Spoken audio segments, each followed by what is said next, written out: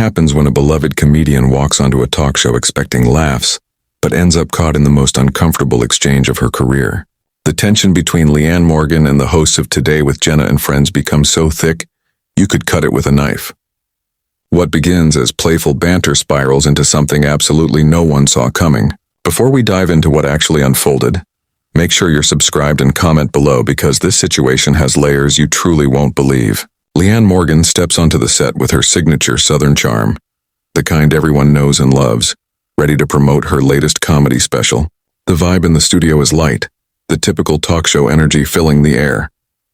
Jenna Bush Hager and her co-hosts sit smiling as Leanne settles in. The audience applauds. Everything appears normal, but if you watch closely, there's already something slightly off. Jenna opens with what seems like an innocent question, saying, "Leanne, your comedy is so relatable, especially to women in Middle America. Do you ever feel pressured to stay in that lane? Or do you want to branch out and maybe tackle edgier material?"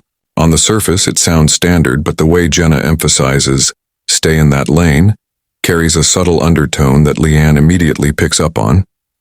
She laughs, but not her usual warm laugh, and replies, "Well, I talk about what I know. My life, my family, my experiences growing up in Tennessee. I don't think that's a lane, I think that's being authentic. And honestly, I'm not sure what you mean by edgier. Are you saying my material isn't good enough as it is?" The energy in the room shifts instantly. Jenna freezes slightly, trying to backtrack. No, that's not what I meant.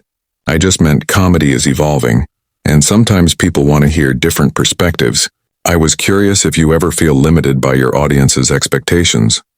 Leanne tilts her head, her smile no longer reaching her eyes. "Limited? Jenna, I sell out theaters across the country. My audience doesn't limit me. They support me, and I'm not sure why you're implying what I do is somehow less than comedians who curse more or talk about different topics. Funny is funny, and my people seem to think I'm pretty funny." One of the co-hosts quickly attempts to smooth the moment, chiming in, "Of course you are, Leanne. We all love your work." I think what Jenna was trying to say is that your comedy has such a specific voice, and we were wondering if you ever feel like exploring outside of that. But Leanne isn't letting it slide. She turns, looks directly at them, and says, "Let me be real with you. Every time I come on shows like this, there's always this little hint of condescension when people talk about Southern or clean comedy. Like, because I'm not dropping F-bombs every 5 seconds or making people uncomfortable, what I do is cute or quaint. But making people laugh without being vulgar is harder. It takes skill, creativity, and real connection." The audience goes completely silent. You could hear a pin drop. Jenna shifts and carefully says, "Leanne, I think you're misunderstanding. This wasn't meant as an attack on your comedy." Leanne leans forward. "Then what was it meant to be? Because from where I'm sitting, it sounded like you're suggesting I should change who I am to fit some modern comedy standard that you believe is more valid than what I do." Jenna's face flushes slightly. "I respect your comedy, I really do. I just think it's an interesting conversation about how comedy evolves and whether performers need to evolve with it." And that's when Leanne really unloads. "Jenna, I've been doing comedy for decades. I've raised 3 kids. I've lived a full life, and I bring that to the stage. My comedy isn't stuck in the past. It's rooted in real experiences that millions connect with. Just because I don't perform the way you think is evolved, doesn't mean I'm behind. Maybe what you think is evolution is just different, not better." The co-hosts exchange uncertain glances. Another tries to lighten the air. "Well, we can all agree comedy is subjective. What makes one person laugh might not work for someone else." Leanne nods sharply. "That's exactly my point. So why ask questions that imply my comedy needs to be different? Why not just celebrate what I do instead of trying to push me into a box that makes you more comfortable?" Jenna takes a breath and says carefully, "Leanne, I hear you, and I apologize if my question came across the wrong way. That wasn't my intention. Can we start over and talk about your special?" But Leanne isn't ready to move on. She sits back, crosses her arms, and says, "You know what? Let me ask you something, Jenna." Leanne doesn't back down. She leans in slightly and asks, "When you have other comedians on this show, do you ask them if they feel limited by their style? Do you ask the ones who do political comedy if they ever want to just tell silly jokes? Or is this question reserved specifically for people like me?" Jenna now looks visibly uncomfortable. She tries to explain, saying, "I ask different questions based on different guests and their work. I don't have a script where I ask everyone the same things." Leanne nods slowly and responds, "Right. So you chose to ask me specifically about feeling limited, and I'm just trying to understand why that was the angle you wanted to take with me today." One of the co-hosts gently steps in, attempting to de-escalate. "Leanne," she says, "I think we're all just fans of your work and curious about your process. Sometimes questions don't land the way we intend them to, and that's okay. We're all human here." Leanne looks at her and softens slightly. "I appreciate that, I really do. But here's what bothers me. There's this assumption in the entertainment industry that certain types of comedy are more legitimate than others. And I've spent my entire career fighting against that. I've had people tell me I need to be raunchier, meaner, more political. But you know what? My audience doesn't want that from me. They want honesty. They want warmth. They want to laugh at the everyday absurdities of life without being preached at or shocked, just for shock value." Jenna nods and offers what she thinks is reassurance. "And there's absolutely nothing wrong with that. Leanne, your audience clearly loves you." But Leanne's expression hardens again. "See? That right there. Your audience clearly loves you. Like there's some separate category of people who don't know any better. My audience is teachers, nurses, parents, grandparents, hardworking people who want to enjoy a night out without being made to feel stupid for appreciating clean humor. They're not less sophisticated than anyone else's audience. They just have different preferences." The energy in the studio has completely shifted. What was meant to be a lighthearted segment has now become a serious debate about comedic legitimacy. Another co-host tries a more thoughtful approach. "Leanne, what's fascinating is that you've built such a loyal following by staying true to yourself in an industry that constantly pressures people to change. You've remained authentic. That's admirable." Leanne finally softens more noticeably. "Thank you, and that's all I've ever tried to do.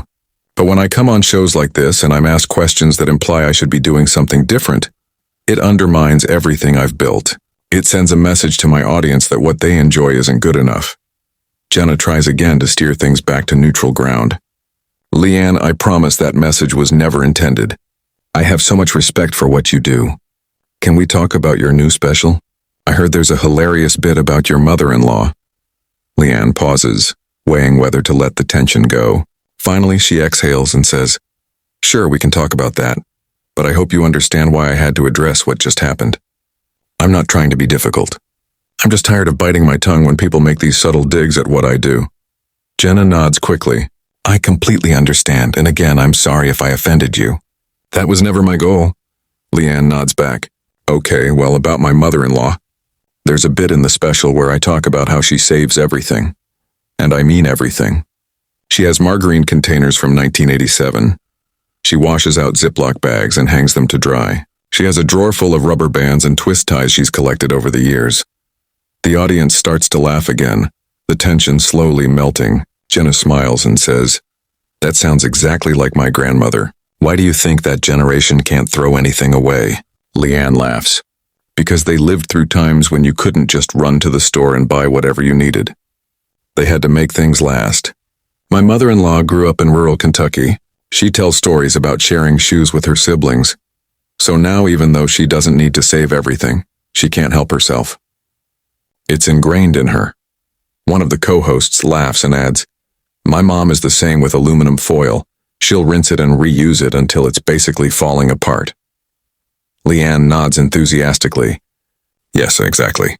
And you can't tell them any different. I once bought my mother-in-law a whole new set of food storage containers for Christmas, and she looked at me like I insulted her. She said, 'What's wrong with what I've got?' And technically, nothing is wrong with them. They're just from the Carter administration." The audience laughs more freely now. It finally feels like the interview is back on track. But then Jenna, maybe trying too hard to prove she gets it, was, "That's so relatable. I love how you find humor in these simple everyday moments. It's very wholesome." Leanne's face changes instantly. "Wholesome," she repeats. "There's that word. You know, I don't think I've ever heard anyone describe a male comedian's work as wholesome. They get called clever, sharp, brilliant. But when a woman talks about family and everyday life, it's wholesome." Jenna freezes. "I meant it as a compliment." Leanne nods, but her eyes are unblinking. "I know you did. But do you see how even the compliments are diminishing? Wholesome sounds nice. But it also sounds like you're patting me on the head and saying, "That's cute, dear." My comedy isn't just wholesome. It's smart. It's observational. It's crafted. I spend hours writing and refining every joke, every story, every punchline. It's not just me standing on stage rambling about my family. It's intentional comedy. The co-hosts look at each other again, unsure how to proceed. One finally says, "Leanne, I don't think anyone here is suggesting your comedy isn't smart or well-crafted. We all recognize the talent it takes to do what you do." Leanne immediately fires back. "Then why do the words you choose to describe it always sound like you're talking about something quaint? Why not just say it's funny? Why not say it's brilliant? Why does it have to be wholesome or relatable or any of these other words that make it sound less than?" Jenna is now visibly rattled. "Leanne, I feel like no matter what I say at this point, it's going to be wrong. I'm trying to have a conversation with you, and I keep stepping on landmines I didn't even know were there." Leanne takes a slow breath and says, calmly but firmly, "And that's exactly the problem. Jenna." Leanne looks Jenna in the eye and says that the fact Jenna treats certain topics like landmines already proves she knows something is wrong beneath the surface. Deep down, she understands that the way the comedy industry talks about certain performers is problematic. But instead of acknowledging it, she acts like Leanne is being overly sensitive for pointing it out. Jenna insists this isn't fair, claiming she's trying to apologize and move forward, but Leanne keeps bringing them back to conflict. Leanne leans forward and replies that she doesn't want Jenna to just wait for her to stop talking. She wants to be actually heard. She explains that these microaggressions, the subtle put-downs disguised as compliments, pile up over every interview and appearance, and the worst part is that the hosts likely don't even realize they're doing it, because the biases are so ingrained. When one co-host tries to interject, Leanne firmly raises a hand and continues, explaining that she has stayed silent for years to avoid being labeled difficult or ungrateful, but she has worked too hard to let her work be diminished anymore, and if speaking up makes her difficult, then so be it. The audience falls into absolute silence.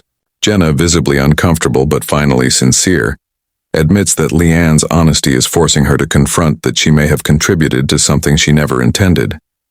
Leanne softens slightly and says uncomfortable is good, because discomfort means you are finally being forced to examine something you've been ignoring. A co-host gently asks for a specific example of what they could say differently, and Leanne explains that instead of calling her comedy wholesome, they could call it incisive instead of relatable, universal. And instead of asking if she feels limited by her style, they could ask what inspired her to develop such a distinctive voice. Those questions, she says, place her on the same level as any respected comedian instead of in a soft, separate category. The co-host genuinely thanks her, and Leanne makes it clear she isn't attacking anyone.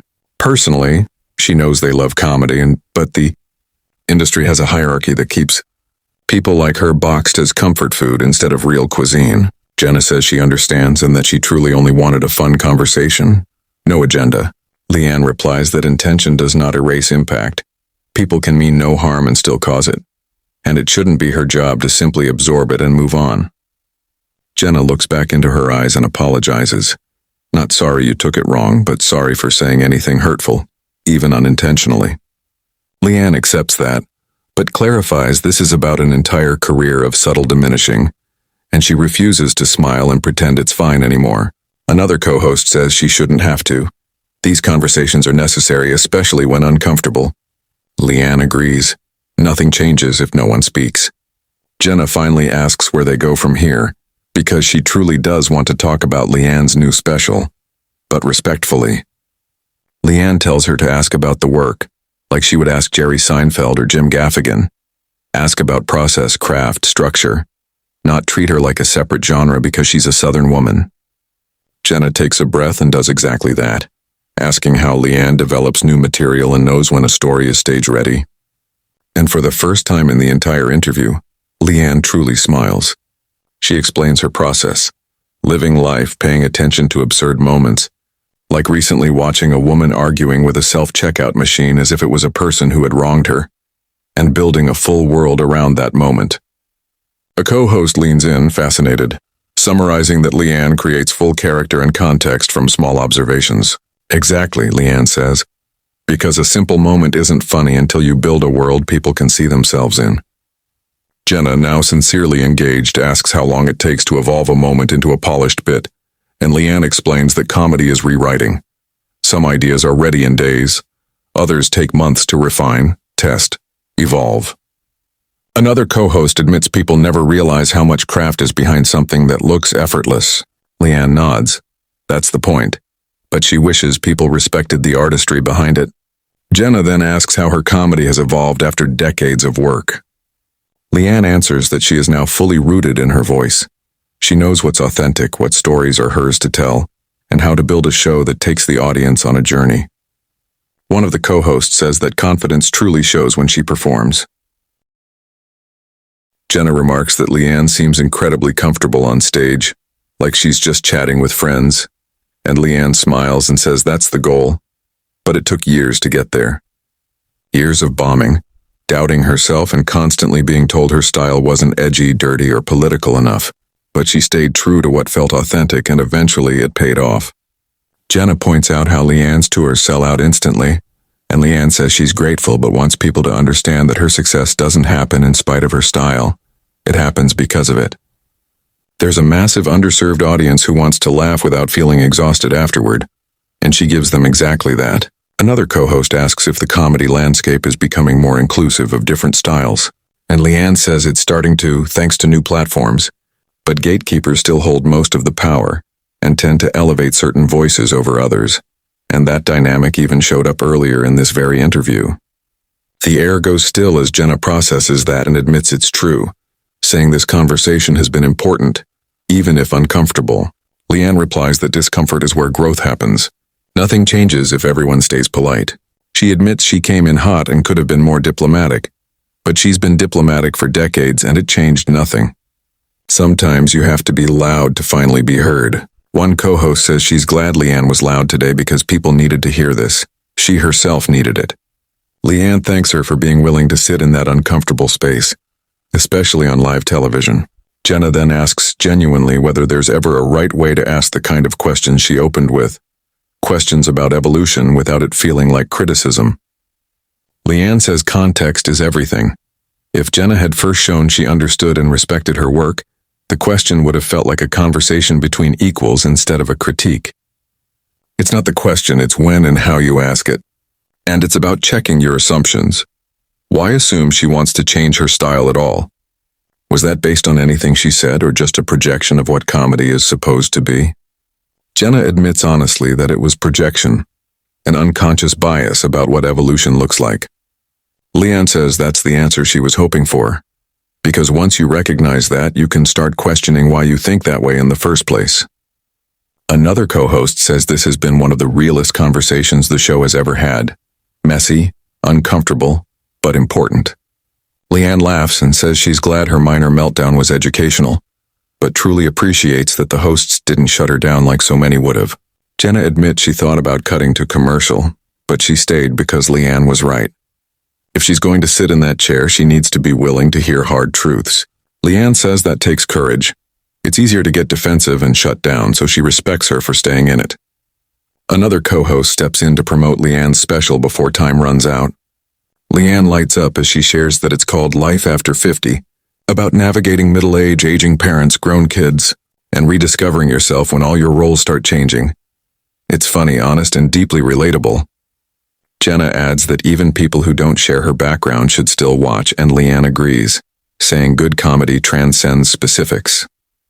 The details might be southern and personal, but the emotions are universal. Everybody understands family chaos, aging, unexpected life shifts. Another co-host says that's exactly why her comedy is powerful. It's both specific and universal.